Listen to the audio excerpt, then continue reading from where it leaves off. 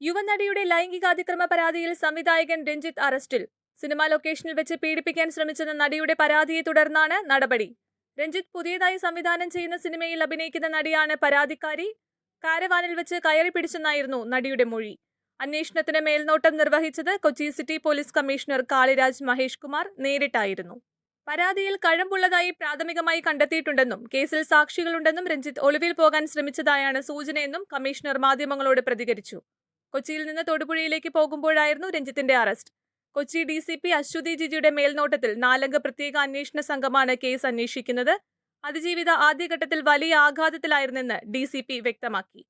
മാനഭംഗം, ലൈംഗികാതിക്രമം, തടഞ്ഞുവെക്കൽ, അശ്ലീല ആംഗ്യം കാണിക്കൽ എന്നീ 4 വകുപ്പുകൾ ചേർത്താണ് കേസ് രജിസ്റ്റർ ചെയ്തത്. സിനിമയുടെ സെറ്റിൽ തന്നെയുള്ള ആഭ്യന്തര സമിതിയുടെ മുമ്പാകെ പരാതി നൽകിയെങ്കിലും ഇവിടെ തീരുമാനമാകാതെ വന്നതോടെ യുവനടി DGPക്കും ഹേമ കമ്മിറ്റി റിപ്പോർട്ടിലെ വെളിപ്പെടുത്തലിനെക്കുറിച്ച് അന്വേഷിക്കാൻ രൂപീകരിച്ച SITക്കും പരാതി നൽകിയെന്നാണ് വിവരം.